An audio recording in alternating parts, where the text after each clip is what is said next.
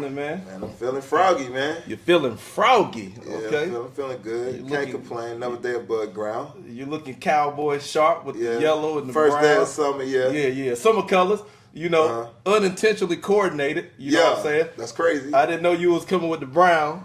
That's the Holy Spirit. The prophecy came to me. The Holy Spirit, man. I was being led by the Spirit for these colors. Hey, there you go.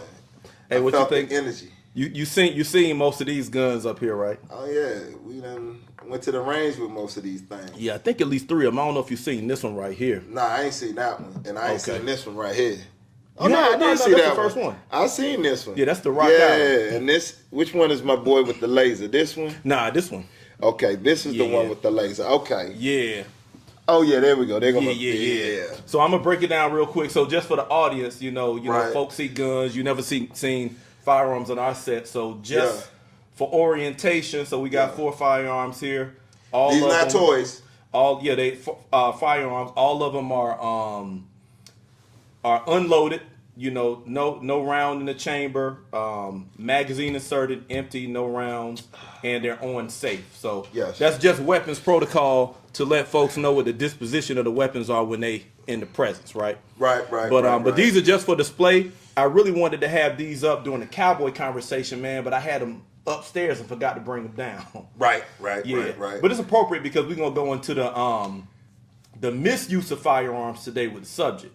Okay. Right. So, but you know, just since everybody's looking, this right here, this is my pretty boy right here. This is the Kimber. Sexy, big sexy. This the big sexy right here. Sexy, yeah. Kimber 45 millimeter Raptor 2. This right here is also a Kimber 9 millimeter. This is a micro ESV. It's like enhanced something. I forget what the ESV stand for, but it's a micro ESV. This one is also a Kimber Ultra Carry 2 with the beam on it. And you can look in the head. You know this, but this is for the audience. Right. From your camera, they can probably see on the hand grip, the black part. Right. When you squeeze, and you can squeeze that and get the beam going. And then this is a Rock Island brand 45 millimeter. Black Panther. Yeah, Black Panther.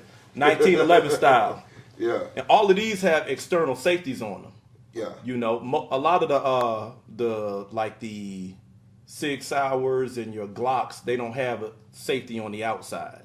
It's the internal safety. Like, so it's the trigger is always ready, which I don't know how I feel about that, but they say it's an internal safety mechanism to where like it'll never misfire, like if you drop it and stuff like that. Okay, gotcha. You are the safety for like the Glocks. Yeah. Right? Like these weapons got the external safety, so if somebody pulls the trigger is locked. It's not the hammer can't be released when you pull it. Right. So yeah, all external safety. So for display purposes, just wanted to bring them out. Okay. You know the play. All right. Man, you ready for the conversation today? Man, let's rock it. Hey, big dog. Okay, so man, we've been talking this week, and it's a lot going on in the world. You know, you got from the Army parade that happened last Saturday, I believe it was, celebration of Trump's birthday. Right. You got the NBA Finals going on with OKC and Indiana, 2 new teams. And then you got ideology-based killings going on. Yeah. You know, so the reason I say all of those unrelated things is because sometimes it can be hard to know where you should direct your attention with so much going on. And I didn't even mention the conflict between Israel and Iran. It's turning up, right? Like they firing missiles back and forth. So it's a whole lot going on, and sometimes it's difficult to know where you should focus your attention. Well, today we're going to focus your attention on the recent killings in the news. And we think that they've been underemphasized. I'm going to start off and just kind of lay out the basics for one, and we're going to jump into that discussion. All right. This is a man named Vance Boelter, 57, a Caucasian male. Right. He's accused of impersonating a police officer before going on a shooting spree early Saturday morning. This was, I don't know, about a week ago or so. And he injured Senator John Hoffman and his wife Yvette, and he killed Representative Melissa Hortman and her husband, Mark Hortman. And they went on a manhunt for him around 48 to 36 hours before they called him. And in one instance, the police did see him at one of those politicians' door, but didn't recognize what was going on. So apparently he had plotted this for a while. I guess it was an ideology that he disagreed with, so he wanted to go kill. There were text messages between him and his wife after he did it, saying something to the effect that Dad went to war today or something like that. I don't remember this exactly, but I know the guy's a homeowner. He's got about 7 vehicles he owns. He has kids. I think he has more than 3 kids. It may be 5, but I don't want to misquote it. And he also was under a heavy religious influence. He went to a Christian school. Let me see if I can pull it in here real quick. Because the article I was looking at was telling who he is. He went. He was a preacher. He had went like to some places in Africa and preached before. So he had a heavy religious background, education, and ministry. And they said he was maybe under financial stress as well because he had left his job with the intention of opening a security company that had not yet gotten off the ground. This is the same guy that did the shooting? Same guy that did the shooting. Okay. Christian, been to schools of ministry, had preached in different places in the world, had a wife, kids, homeowner, cars, right? And he was setting up a security company that hadn't gotten off the ground yet. But what was his previous job before him setting up the security? I think it mentioned the food industry. Food industry. It mentioned the food industry. So I didn't see anything about like military, nothing like that. But I'm looking here at the Fox 9 news report. It says he earned a pastoral degree from Christ for the Nation's Bible School in Texas before returning to Minnesota and graduating from St. Cloud State in 1996. From there, he spent years in the food industry, right? So again, now let's open the discussion on this. Again, the man's name is Vance Boelter. Killed 2 senators and wounded 2 representatives, right? In Minnesota. All Democrats, all folks involved Caucasian. What are your initial thoughts on this, and how do you feel about the level of emphasis that the news and the nation is putting on this, or the lack thereof of emphasis that's being put on this? Well, I haven't been keeping up with the news. You did more background on me than what I did. For one, I can say that this ain't even like a mental health thing. This is when I heard him do it, I said this is a sickness, like what we had previously. Like this is like some lenient shit. Premeditation involved too. Yeah. Lots of it. Now that you say religion, I'm not surprised because of ideology. You know what I'm saying? Maybe he pulled a Nat Turner. He felt like maybe God man told him, I'm just joking. I mean, I'm joking. There's nothing to joke about, but I'm a joke about it. He pulled a Nat Turner. He might have felt like God told him to do this. For no reason, though. Nat Turner has some justification. He had some justification. He was physically oppressed. But he took it upon. The only reason I said Nat Turner, because Nat Turner was reading the Bible. And he felt like he was led to do it. This guy went to school, he a Christian and everything, and then he still killed not one but 2 unarmed people, and then he's killing people. From what I was hearing, when I was talking to my doctor, she was telling me that he was a Trump supporter, and he was a diehard Trump supporter, and the reason why he did it because he said he hated Democrats. Yeah. Now it seems like what you read is for people that have some empathy and sympathy for his motherfucking ass. He was a Christian, blah blah blah blah. Fuck that shit. Mm-hmm. That don't mean a goddamn thing. They're more red flags than anything. Yeah. Yeah. And then he's an owner. Homeowner, you mean? Homeowner. Mm-hmm. And he owns several cars. Right. I'm not for this. Where I'm coming from, this motherfucker's not getting no empathy and sympathy from me. I don't give a fuck what Christian shit, what schools he went to. He's an owner. Fuck all that. Because if you have all that, you still go out and do something malicious like that, nigga. Fuck all that shit. To me, here's what I think. Well, I can't associate with my man with Nat Turner. I'm sorry. I know what you were doing. Yeah, I can't do it because because Nat Turner, something was being done to him. Yeah. Nat Turner wasn't just like, oh wow, I see this ideology in the Bible, I'm gonna go kill. Nah, he was enslaved. His family was being abused, and he found an angle in the ideology to free himself. Right. This guy ain't being oppressed. Nah. You know what I'm saying? I get that, but what I'm just saying, both of them come from different backgrounds. But see, what you just did was you was gonna clean up where I was gonna get to. Yeah. Nat Turner did it for a real righteous cause. This motherfucker. I can't put them together. That's all I'm saying. I know. I got you. I understand what you're doing, though. Yeah, I'm pulling up both because it makes my skin crawl. It's religion. It's religion in the background of it. Right. Religion, the religion that Nat Turner went off of wasn't even our religion. It's their religion, right? Christianity, but he spent it to justify rightfully what he do. Since they want to put this in the news forecast, that's why I brought up Nat Turner, because they kept emphasizing that he went to Bible college, he did this, all this religion shit background. He used to be a pastor. Who gives a fuck? Right. Because at the end of the day, what did they do to Nat Love that was right? So you think the mentioning all of that stuff is to put a sympathetic on this motherfucker. I got you. And then he was a homeowner. And then he owned several cars.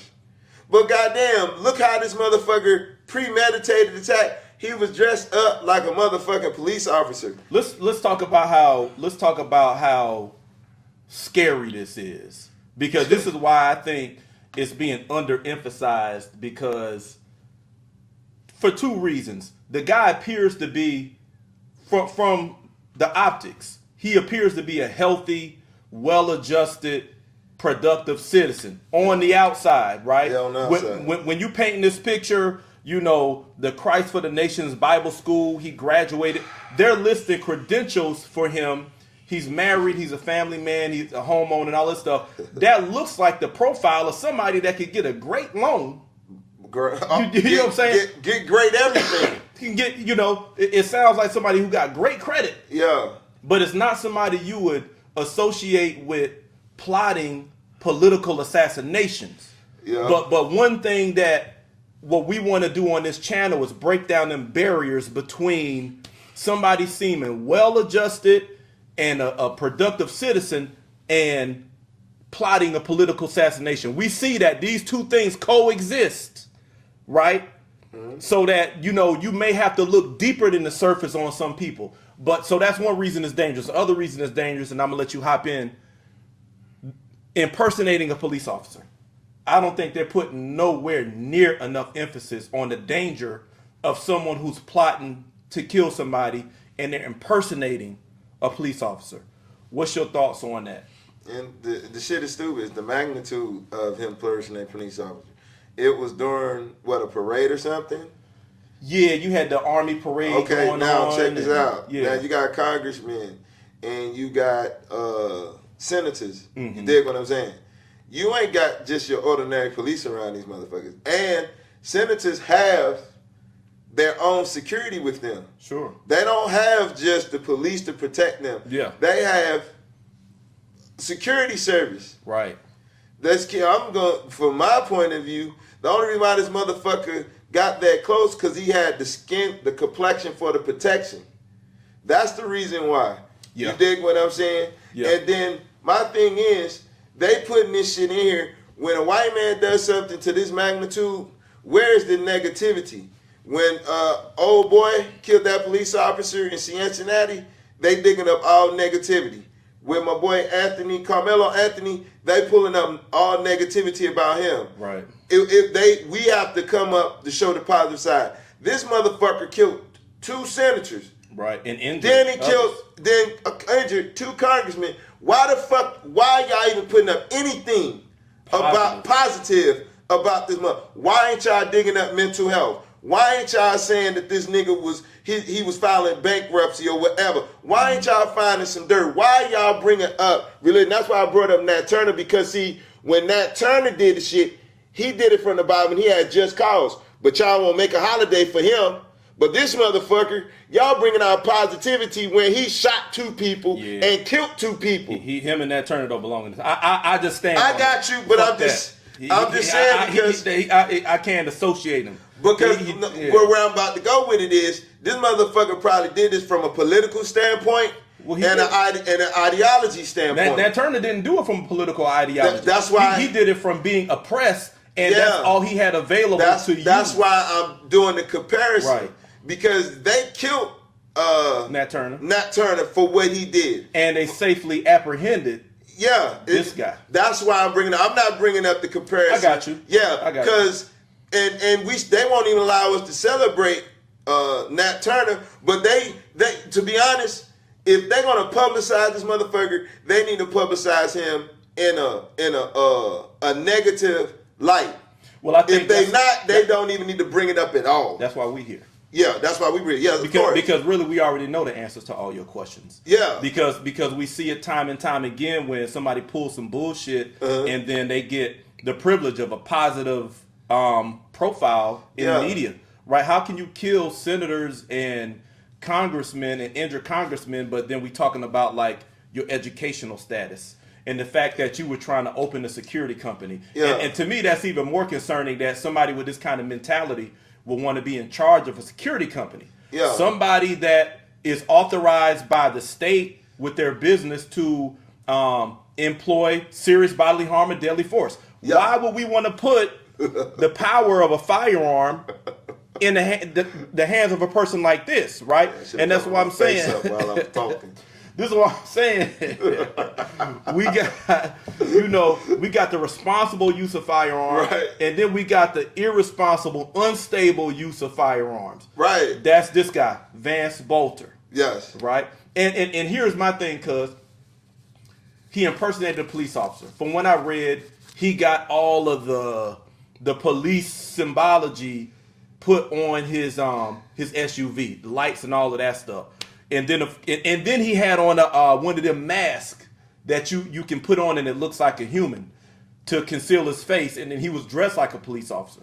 So it's so dangerous, man, because you showing up like that. Imagine somebody white doing that just like he did, but to a black person.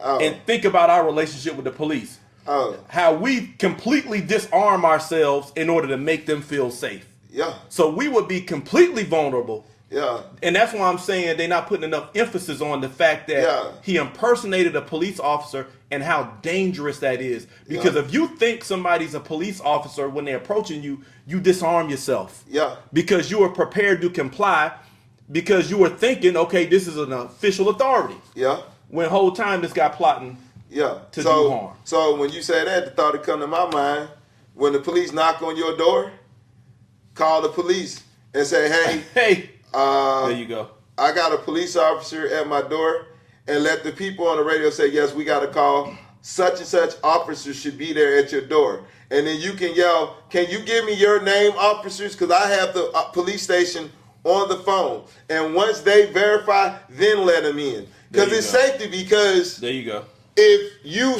We can use this. There you go. Because we're disengaging. So that's just like you, the nice neighborhood you living in, and somebody calls the police, you can call the police on the police. Excuse me, officer, I'm on the phone with the police. Yes, officer, what's your name? Officer such and such is here. Where did you get what was the reason for you calling me? And let them verify, yes, we see he's there. That's the officer need to. Okay, then thank you. Hang up. Because now if he do something, why did he call y'all? Because of this incident. Because it's a bunch of y'all impersonating and looking real. And people say, well, now y'all taking it for a motherfucker. This motherfucker got past y'all best police to kill two senators and two congressmen. Right. So we should use this as leverage. And lessons, Yes. And this, and that's great. That's great advice coming from T-Rex. Call the police on the police, especially if the police are knocking at your door. Yeah. And you got the luxury for that kind of delay. Yeah. Pick up that phone and say, hey, I got a couple of officers at my door. Hey, Officer Wild, can you give me your name, please, before I open the door? I want to verify why you're here. Yes. And let them verify that before you open the door, because these impersonations are crazy. Yes. And if that kind of danger, I'm sure it's happened before, but if it comes to the black community, it's on another level. Women been, a couple of years ago, women was getting raped and kidnapped because guys was pulling up on them with like impersonating police officers, handcuffing them and driving off with them, kidnapping them. Damn. Where was this? I don't know where it was, but check it out. It's been women that's been kidnapped and abducted by people that was dressed up looking like police officers, because there's nothing to get them lights put in your car. And they were doing it at night, so you really can't see their uniform. Yeah. And when the people would ask for their, how police officers say, "Can I get your license and rest?" And then they ask them stuff. They was abducting them. This is a real problem, man, and that's why I wanted to stay here on this story, because I like the immediate action that you recommended, calling the police on the police, yes. Especially when you're in the safety of your home and you didn't call them in nobody else's house. Your neighbor could be mad and you got do somebody something malicious. So especially when you got somebody knocking on your door. I'm saying we need to have a larger conversation about black people, because this is we have a strained relationship with police everywhere, right? And there's trust issues, and we go out of our way to demonstrate compliance in a lot of cases. Not saying that we don't ask questions when the officers are out of their way, right? But every parent teaches their kids at driving age, keep both hands on the steering wheel, don't move suddenly, make sure your license and registration is roll all your tents. If your window tinted, roll all your windows down. Make sure the license and registration is somewhere accessible and visible, so that they can see your hands. Because we understand that when they deal with us and they engage, that they feel frantic and they start escalating. They need a reason to engage. Where I'm going with this is we need to have a larger conversation between the black community and police everywhere. And not just a conversation, but we need to put some controls in place to where anytime a police officer stops us, there needs to be some kind of verification before we even interact with them. And I don't know what that is yet. Whether it's a traffic stop, whether it's a safety check at home, somebody call at your house, they show up at the cookout, there needs to be a protocol that they have to go through before they can interact with us and start giving all these orders. Give me your license, give me this, give me that. Because it's too much evidence, even in the last 2 years, 5 years, 10 years, of police abusing protocol. Using protocol like your license and your identifying yourself in order to antagonize you to responding a certain way. So we need safeguards in place before y'all even allowed to interact with us. But everybody got a phone. When you see the police coming, call the police on the police. Yeah, especially if yes. And when they say, "Well, sir, can you get off the phone? I'm on the phone, speakerphone. I'm on the phone with 911." Well, why are you calling? I want to make sure you who you say you are. And the police is on the phone hearing me have the conversation with them. I'm with that. I think we got to flip the script, because a police will come randomly trying to identify you.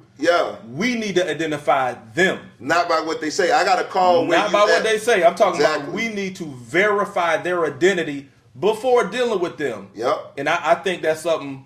And we can use this incident. This incident. Calling people like, "Well, why are you calling the police?" Well, sir, if he says he that, I know he say he was. I need you to tell me, does he work for your county? Do you know this is? Hold on, sir, let's check and see. Yes, he got a call because of blase blah, what you doing. Sure. Because most police officers won't tell you what they're pulling you over for. Right. Because when you ask, but when you call and hold on, officer, I'm calling the police right now. And he be like, "Well, what you calling them for?" "I just want to make sure you are who you are, and then I'll comply." And then roll down the window, got it on speaker, "You officer who?" And then if they say, or if they say, "Well, we don't know that officer," "Well, can you let him know until everything is verified that he cannot search my car, do anything with me yet?"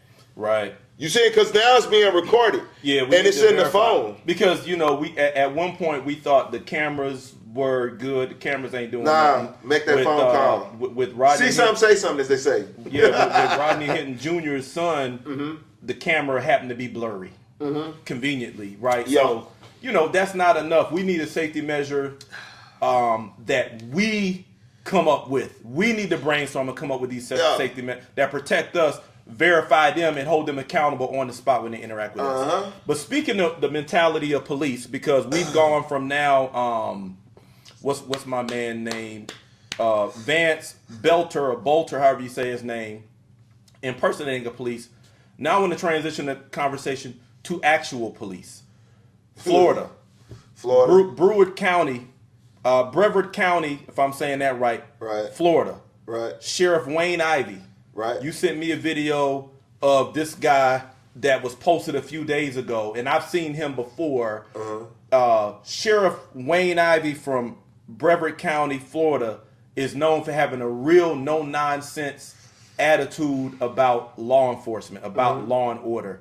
And he's getting a lot of, he's being celebrated a lot because you sent me the video of him coming out and saying, hey, I'm not one of the guys that is good with how I word stuff, so I'm gonna just tell you like this.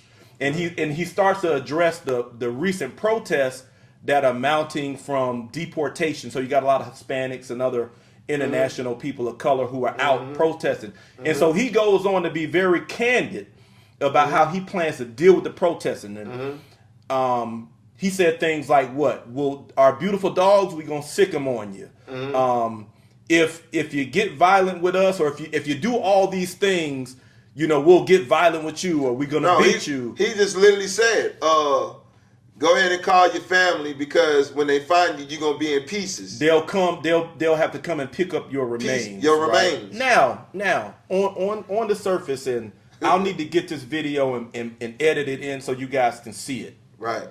But on the surface, he sounds like, hey, he just, you know, maybe even cowboy energy, right? Like, you know, he's tough on crime. I'm just saying, on the surface. Right. On the surface. No nonsense law enforcer. He's not going for the riffraff. You can't be, if you're going to protest, do so peacefully. You can't be out here antagonizing police. Oh, he even said one more too. If you get in the way and somebody run you over and drag you, so by all means, you're going to get ran over. You're going to get ran over. So in short, he let it know that they have no problems using violence in order to subdue a protest crowd that gets out of hand. Sounds good on the surface, but now let's go into what the problem is with what Sheriff Wayne Ivey is saying.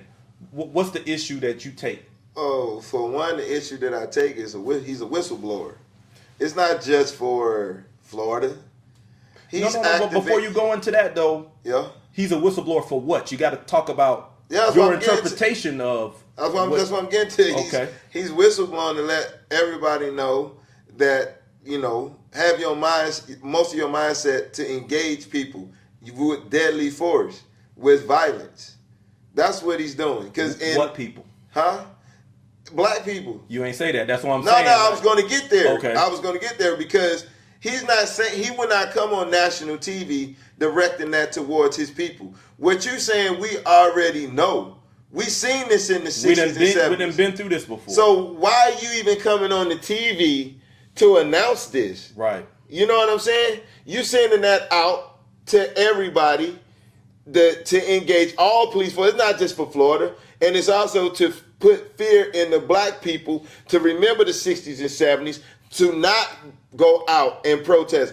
Don't even think about rioting, because this is our mindset. Right. He's whistleblowing like the Batman signal. He's sending that shit out there for everybody, for all these black people, like, people that's representing Florida.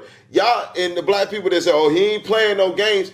All he's doing is broadcasting what they're going to do and every fucking where else they're going to do. And he's not talking about his people. If he was really talking about his people, he wouldn't come on national TV. Yeah, because I want to emphasize here, like you said, he's not talking about his people. He's not talking to white people.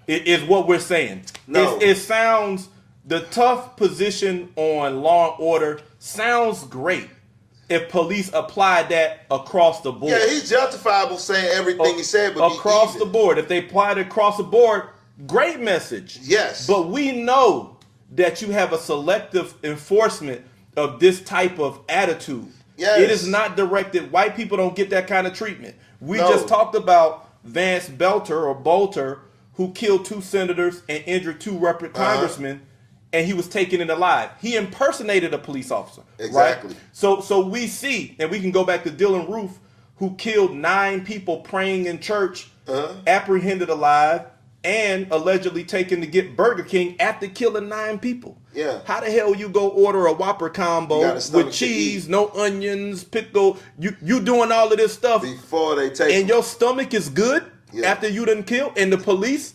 you not urgent to get that guy straight to the precinct and start that process? You in on it too. Right. So your mentality is showing how you feel about us. So when he's saying this stuff, it's only directed toward a certain person. I'm just re-emphasizing what you're saying. That's why it's whistleblowing. It's whistleblowing to cops everywhere to say, hey, we on code with this type of mentality toward this type of people. You ain't got to say it because we done seen it happen before. And for all y'all people to say, how you know he ain't talking about everybody else. Did they do this shit to the people when they attacked the Capitol?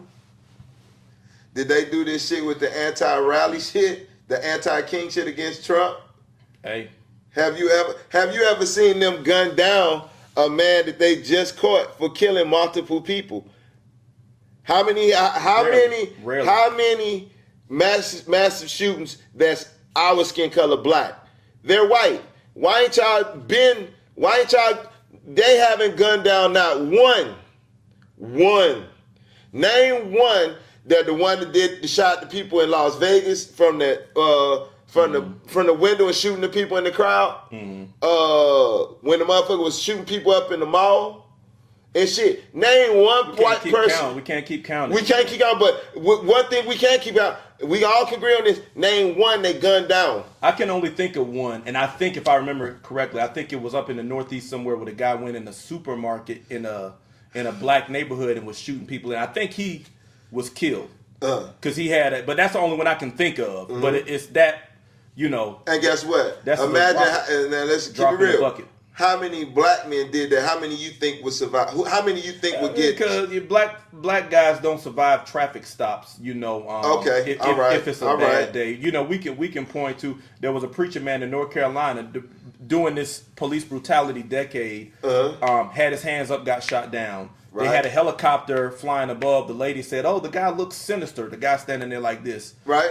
Mike Brown gunned down, unarmed. Yes. Philando Castro in his car declared a licensed concealed carry. Wow, his child killed in the back. with his kid in the back and his fiance in the passenger seat. So we see that with us. That's why we say this Sheriff Wayne Ivey, Brevard County, Florida. You ain't talking to everybody. You talking to a specific group of people with that, because we ain't never seen you with that energy. You or anybody else with that energy. No. And like Cuz say, that it's a whistle blowing message to remind us, hey, this is what we did in the 60s in the civil rights, unleashing our dogs, because he mentioned letting the dogs bite you and all of that stuff.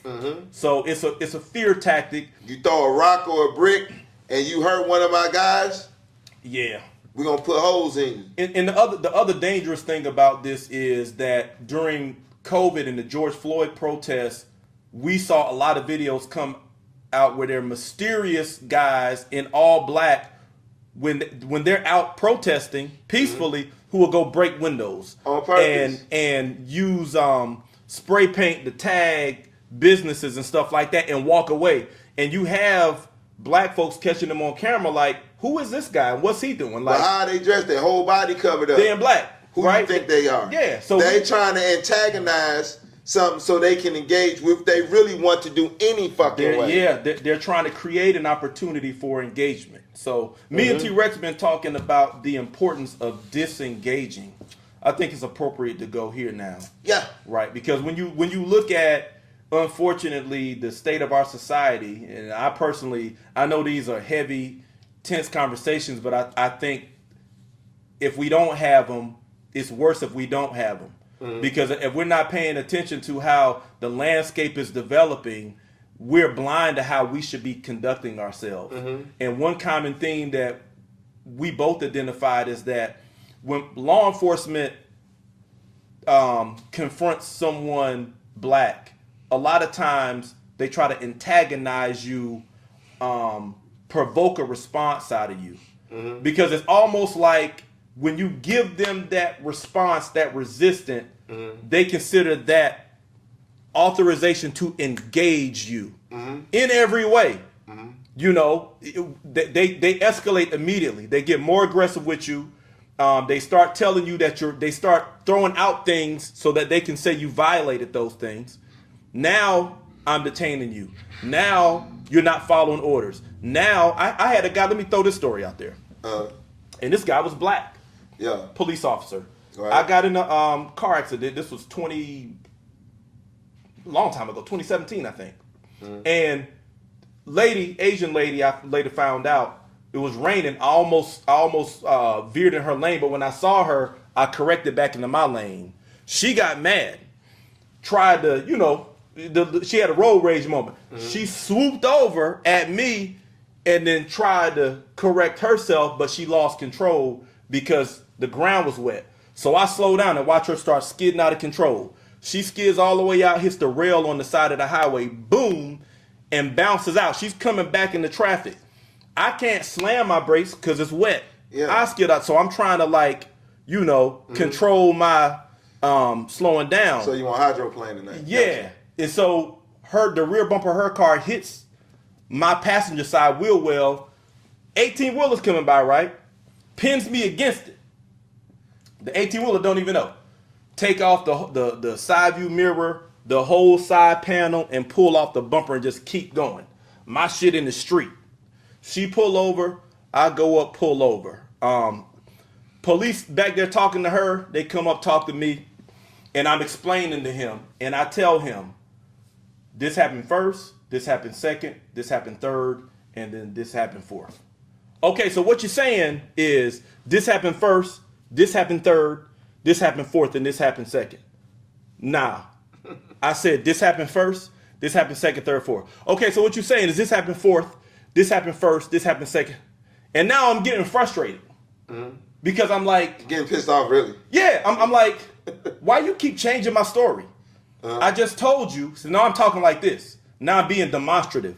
Yeah. I just told you that this happened. And he said, but based on the evidence of your car, I said, yeah, it makes sense. I said, how do you think I sustained that kind of damage on my driver's side if I weren't pinned against the 18-wheeler? Otherwise, I would have just bounced off, right? And so I'm going into this, and then now here's what he says. I've taken people to jail for impeding an investigation. What? What you mean? And I'm like, so I said, so I'm impeding your investigation by telling you my account of the story? I said, just because it don't agree with hers? I said, your job is to objectively listen to both sides and to put the clues together that give the most true picture. That's your job, right? But he kept telling me I'm impeding an investigation and I've taken people to jail. I said, you know what? You got it. I said, you got my story right? I said, that's it.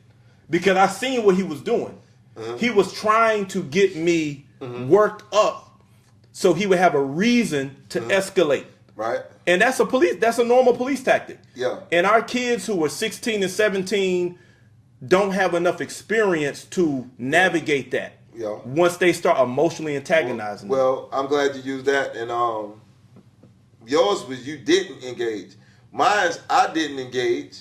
And this is why I was in the military. And I'm glad we sharing it so people won't think we just talking out our ass. This is why I was in the military. And this happened probably 4 months right before I got deployed. We go to a gentleman's club and we at the strip club. Strippers pick and choose who they want to dance with. Right. There's one stripper, she was coming near me. She was a white one. And at that time, this is when Air Force Ones come out. Okay. This is around 2002. And I told her, hey, I said, hold up. Not right now because it was I think it was a Marine. He was drunk, but he was real drunk. And I had my drink in my hand, a Long Island top shelf iced tea. And he bumped my arm and spilled it on my shoes. So your Air Force Ones? My white Air Force Ones. The crispy white. That's when Nelly came out. The sudsy white Air Force Ones. Yeah. Ooh. The crispy white. Everybody had a pair of those. That's a violation. Yes. Okay. So, and it always happened when you got on white shoes.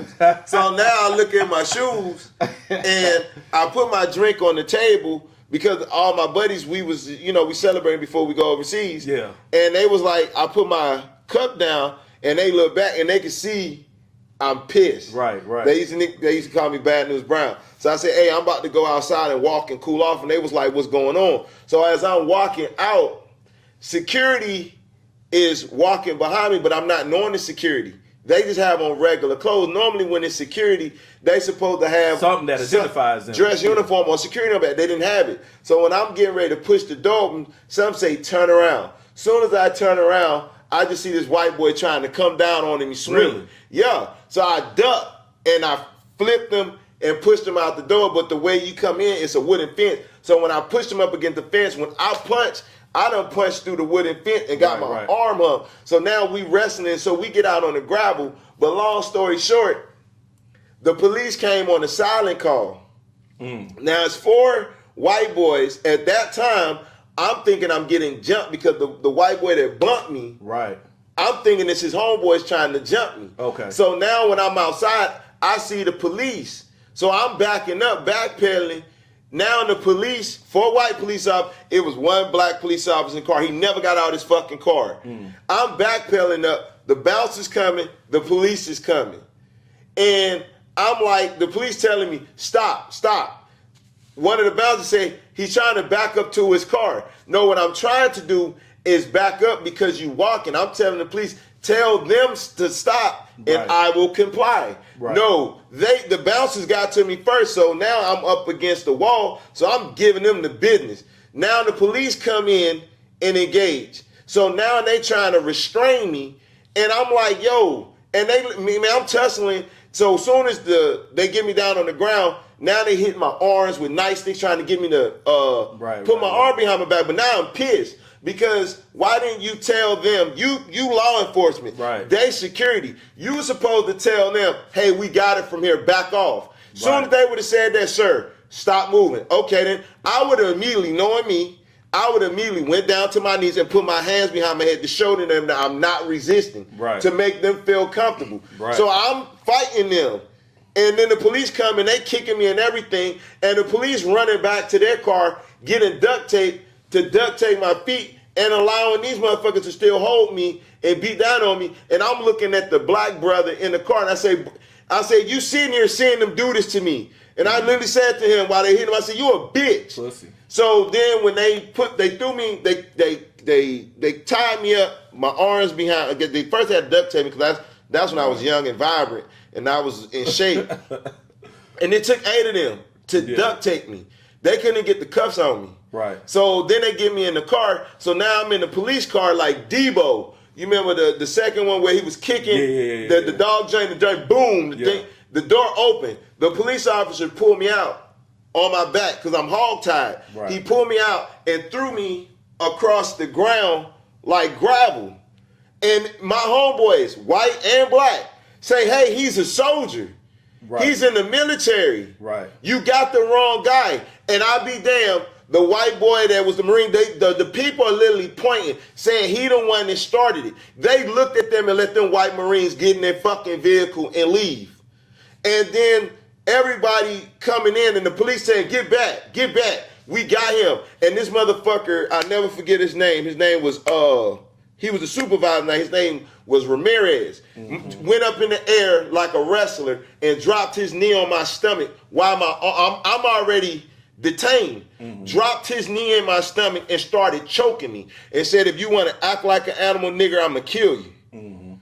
And I was mad. And the thing is, they already have that energy. Yes. If you want to act, the whole crowd telling them you got the owner of the club. And the thing here is that if you want to act like an animal, I'm a kid. You already see a lot of us like animals. You like to create, and this is where we talking about disengaging, because unfortunately, a lot of these law enforcement, Caucasian law enforcement guys, we're gonna call it what it is. Y'all already see us as animals, and you try to create the opportunity. It don't matter what profession you are. It don't matter if I'm dressed like this, like that. However, if you can get my career, nothing. I used to say this because being a professional, retired Marine, captain, all of that stuff, and coming in dressed the part, whatever you want to call that. My experience is a lot of folks still look at you and you can tell it's like, I know it's a nigga in there somewhere. You look good, you dress good, but it's a nigga in there somewhere. And a lot of times, law enforcement is trying to pull the nigga behavior out of you. They want to provoke you. They want to antagonize you. Just like the guy for you didn't get out the car, black police officer. Yeah. Saw what was going on. He sat there and watched. No accountability for his counterparts. Black police officer I was dealing with twisting my story. I'm like, bro, why you changing my story? Because you're trying to frustrate me to give you a reason to engage and escalate and get violent because y'all are thirsty for that. And again, people who are bloodthirsty and who want to do violence don't need to be around this right here. Yeah. You dig? To me, people who deal with firearms are people who are composed. And you see use of a firearm, a deadly force, as a last resort when all other means have been exhausted. And this is another thing. That and being able to have the discipline to separate what's going on in your life compared to your profession. You dig? Because a lot of them motherfuckers, and I didn't, a lot, and with that incident, the police, when they filed that police report, guess what they didn't do? They didn't sign it. So when I went to the judge and he read everything, he was ex-military, the judge. He said, Mr. Brown, I'm gonna have to drop all the charges. And I said, why? He said, whoever wrote that report didn't sign it because they knew I was right. And then when the judge said, well, do you have any witnesses? I said, well, Honor, I don't. At the time, I was intoxicated, and whatever. It was literally 5 people there that came for my court hearing that day. And he said, they said we will testify. They went as far as told me when I turned around, said, who are you? He said, I was a cab driver that night. My homegirl that was there, they was there. They didn't even tell me. Yeah. I didn't see them. I turned around and saw them, and they said, you can even subpoena us. That's how bad. Even my attorney said she didn't like the police. That's community shit right there. And that's another thing that we got to do. And I think we do that well now, recording and stuff like that. But, we got to be willing to speak up when we see these kinds of things and be witnesses because, we always talk about, feeling like you're being watched, because you're black. And I don't care what y'all talking about, I experience that shit all the time. People watch. I was just in Wegmans the other day, right? I'll give you an example. How folks be watching us because we're black, and it's not our problem. It's their problem. It's a mental health issue that they don't admit, so they're not addressing it. And they projecting that stuff on us. I'm in Wegmans the other day. We already talked about how these ladies be coming up to you and trying to scan your stuff and hands all in your cart. I'm buying this. This is the kombucha glass, right? I'm putting them in the bag and they sound like this. I got 4 of them. This is early in the morning. Oh, Asian lady, not the same one, different one. Yeah.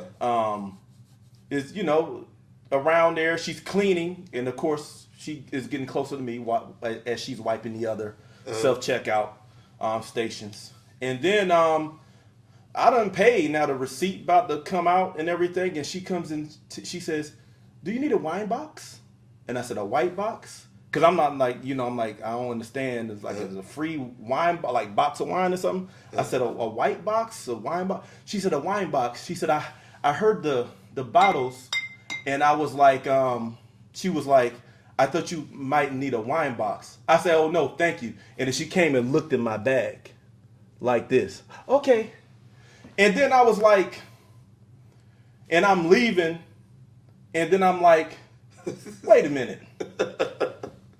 If you buying wine at the self-checkout, it does an ID prompt to where the person got to come and check your ID. Make sure so you know it wasn't no damn wine. If I completed the purchase, it don't matter if you. And so I double back around, and I said, ma'am, I said, don't you have to? Don't it give you a prompt for an ID check before you can complete the purchase of a wine? And she said, yeah, I did. I said, so why are you asking me about a wine box? You knew I didn't have wine in there. Mm-hmm. And she said, oh, well, it happens. I said, so you just wanted to look in my bag, right? Mm-hmm. And she said, sir, I said, oh, have a nice day, and just walked out. Mm-hmm. Because it's always that energy. You want to look in my bag to see if there's anything else in there that you didn't see me scan. Yeah. So when we talk about folks watching us, it's lived experience. And we have to find a way to not engage emotionally.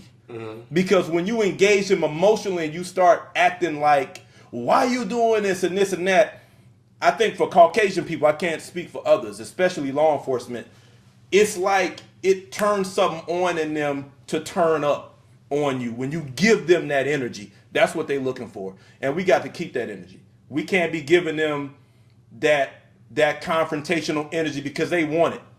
You know what I'm saying? So my thing is like, I see what you're trying to do, but I'm not going to play into it. I'm going to let you have to show your hand before you going to pull that up out of me. I'm just cooling. And I'm just answering I'm emotionally detached from what you're doing. So that's what I'm talking about when I say we should disengage. Oh, yeah. And but see, the tricky part with that disengage, that infuriates them even more. That's why when we was talking, I was like, it's like they got to get their rocks off. They got to bust their gun. They got to get that release. Yeah, it's like a euphoria, like an aphrodisiac. Yeah, they got to get it off some kind of way. That's why I said that they bring their personal life into their professional life, and we're just like punching bags for them to take that shit out on them. And fuck it, we'll talk about it. We talk about how the lineage of killing, when you look at the history of slavery and colonization, it's senseless killing, senseless violence against black people, and it was a culture of violence. We always talk about our need to go through mental health because of the trauma inflicted on us through slavery, colonization, Jim Crow, lynching, civil rights, police brutality. They need to go through it too. We never talk about the therapy that white folks need to go through from a culture and a history of killing. You have to be taught how to tie a noose. When a kid is growing up, we know you saying, hey, we about to go kill us an N-word. You 13 now, you old enough. You're going to watch him hang. So it's almost like you watching them hang. We've seen the photos to where you see a black man burn, genitals cut off and distributed to the crowd. Bunch of people around. And it's a community, women, children, everything, looking at this untraumatized. That means they've internalized this behavior as a norm. Yes. And it's passed down to their kids as a rites of passage. Yeah. So it gets to a certain point to where you got men, white men, who are not feeling complete as men until they kill a black person. We talking about the history of killing. Yes. That transforms a group of people psychologically to make it a norm. Yep. And so you look at a black person and say, these are the people we kill. Society doesn't condone open lynching and slavery and stuff like that. No more. But it don't condone it, but the attitude, the psychological disposition, the mentality that's been cultivated over decades and century still keeps showing itself, still keeps showing up. Police brutality, senseless killings, unarmed black men being killed. That's that same energy. But we're not talking about therapy for these folks. And I think that we need to be mindful that this thing is not about Trayvon Martin. This motherfucker felt like he was doing the community and the police a favor. Yeah. He self-deputized guy, killing. How many of them done did that? Even the guy down in Georgia, I feel bad for not being able to remember his name, but he was running. You talking about jogging, and they came around and fucked with him. Two civilians, white folks, shot him, self-deputized. So what we're saying is this is actually not about race. This is about history. This is about culture, a culture of violence, a heritage of violence directed toward a group of people, us. And so when we talk about this sheriff, Sheriff Wayne Ivey, Brevard County, Florida, this is the mentality that he's coming from. This is not a tough on law. This is not a law and order tough position. No. This is a cultural heritage that you are taking the opportunity to broadcast because you happen to be in law enforcement. Because you ain't doing that to everybody. You're only doing it to specific people. So we can't act like we don't see this no more because folks are tired of us talking about race. How about we tired of being killed? How about that? Yeah. So we having the conversation. Why y'all dealing with y'all mental health? Yeah. Why ain't y'all dealing with? Yeah. Go ahead. You ain't dealing with their mental health. Yeah. How many stories have we heard about white kids killing their mother and father? Okay, cuz. I'm sorry to interrupt you, but shit, we got one of them right here. The case of, and they call it. Is it recent? So they can't say this is recent. This is this year, April. This article I'm reading is April 17, 2025. The case of accused parricide. There's even a term called Okay, they made a word for it now. Killing their parents. Yeah. Killer Nikita Kasab. He's from an Eastern Europe country over near Ukraine. Yeah. I'll just summarize it real quick. 17-year-old Nikita Kasab is currently charged with murdering his mother and stepfather. From outward appearances, he was a normal kid. From outward appearances. Oh, they said he was normal? From outward appearances. Okay. Right. From outward appearances, but it's always normal on the outside. Yeah. Just like Vance Boelter. Outward appearances normal, but he plotting political assassination. Same with this kid. Right. Outward appearances, he was a normal kid who lived in a happy family and had a perfect school attendance. He told a friend he was going to kill his family and made plans with a Russian man to escape to Ukraine. On February 28, 2025, welfare check at a suburban home in Waukesha, Wisconsin uncovered a gruesome crime. Inside lay the badly decomposed bodies of Tatiana Kasab, 35, his mother, and Donald Mayer, 51, his stepfather.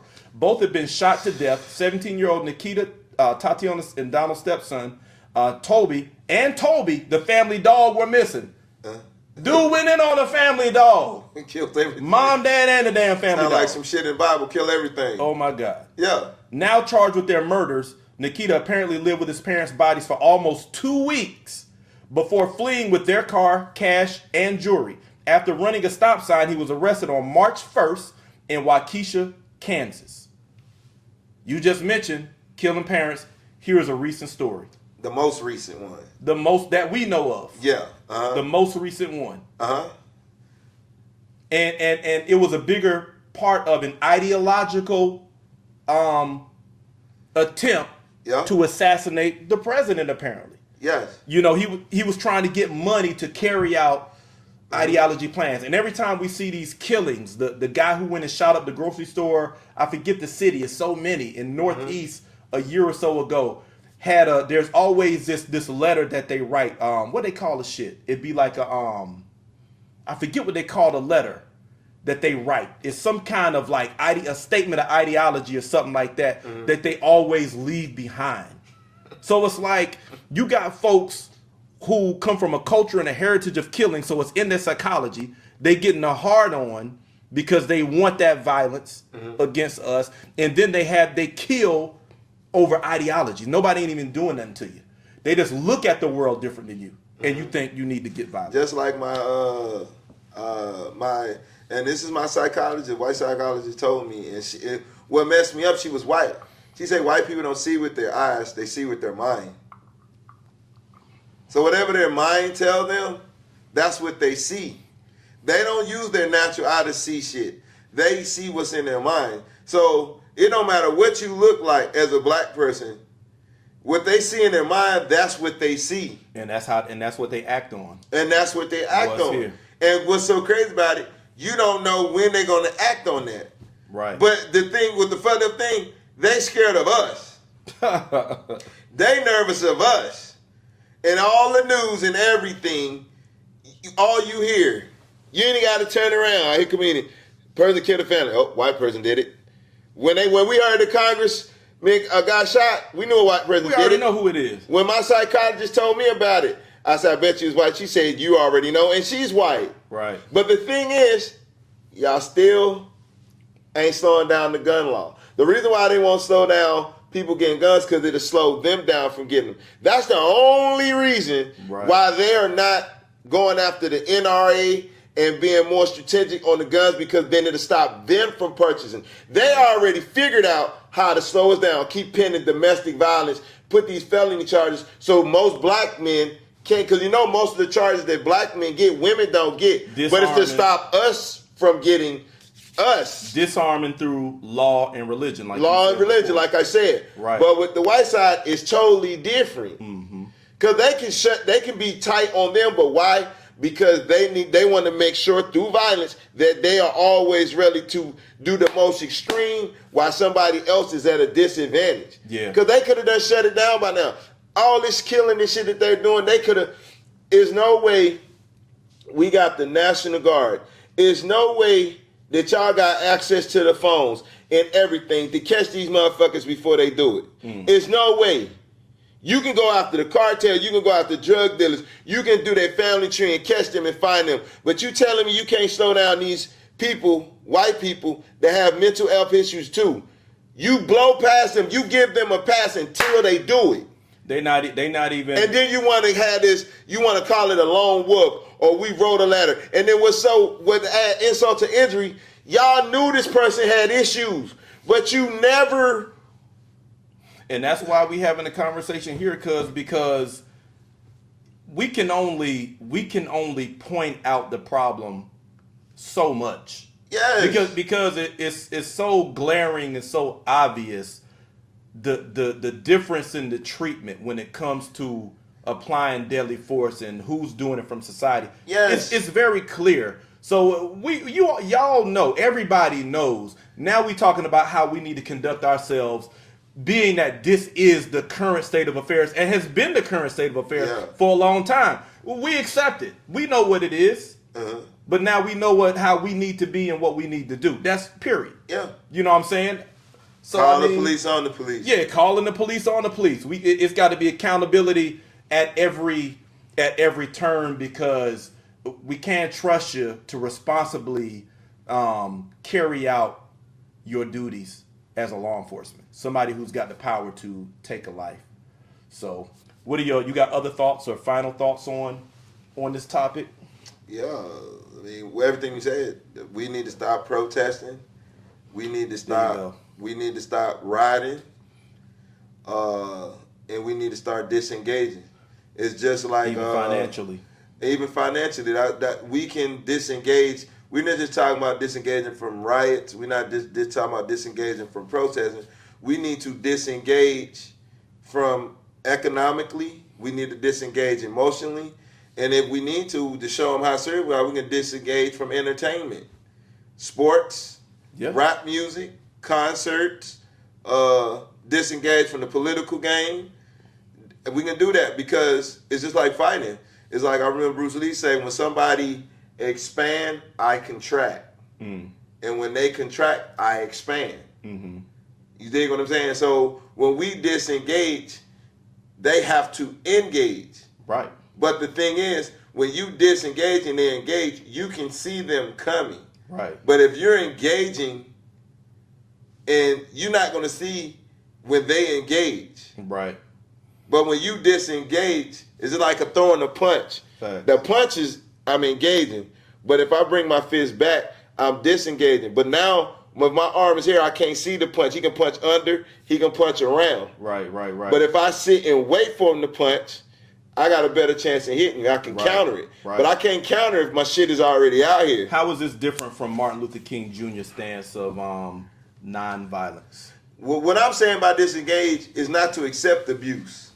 Right. What he's saying is to accept abuse to me. Even though they do this, still pray for them. Now, we're not on that Bible shit. Yeah, we not. When I say disengage, I'm not saying let somebody beat on you. I don't want anybody to confuse your message with No. I know what it is. Yeah. But we're going to clarify for the audience. Yeah, disengage don't mean don't pay attention to them. Right. Disengage just mean don't give them what they want for them to engage. There you go. Exactly. We not giving them what the fuel that's necessary to justify engagement in violent behavior. No. Because that's the trigger You're going to have to pour the fuel and light it.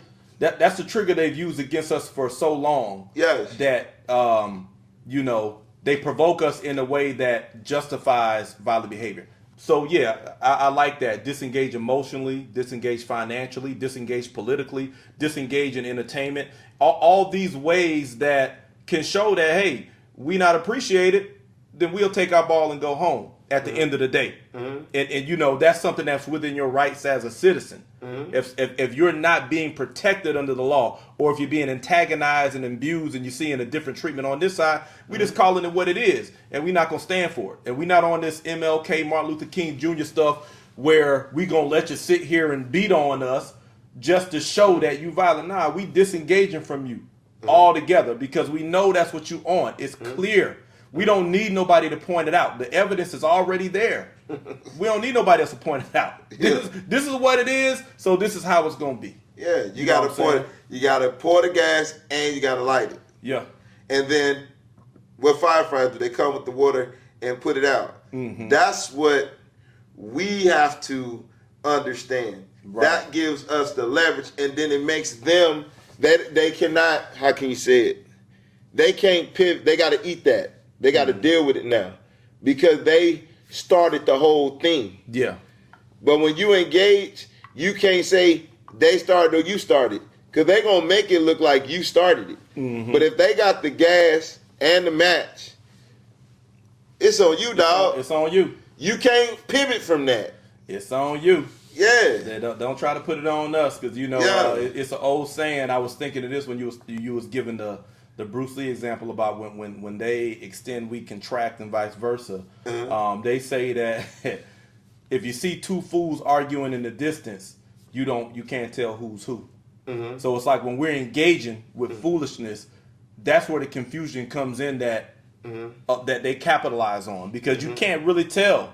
You can't identify their foolishness because they very slick how they word things and they do it with a smile. Right. And most of the time when they engaging, trying to get you to engage, you notice they always calm. Right. And you excited. And they calm because usually they're doing it. It's rarely on a personal level. It's usually they're in a position in an organization, whether it's the police force, administration, whether it's school administration, whether it's a damn customer service. Yeah. They're calm because they feel they have control and leverage that comes from their organization they could use against you. To piss you off. So they're pissing you off and they knowing I got control of the situation. So, and you feel like you don't have control. So you can't let them folks press your buttons. You got to disengage. So it's clear that you're abusing your position here. And rather than emotionally engage you, I'm going to just talk about what I see you doing, right here in the moment. You're abusing your situation. You're abusing your authority. So, yeah, man. Last thoughts. If anything is. Okay. That was my last thoughts right there. Okay. Hey, y'all. Hey, stay in the cowboy spirit. Yeehaw. Keep that cowboy energy. How you doing, partner? Remember, it goes beyond the aesthetics, but it's a mentality. And we talk about mentalities. This is one that we need to have. Cowboy, cowgirl. Put your boots on, get your mind right. Yes, sir. So once again, this is OG's Uncut, Conversations on the Culture. Thanks for joining. As we always say, don't watch and hide. Like and subscribe. Till next time, we out. Peace.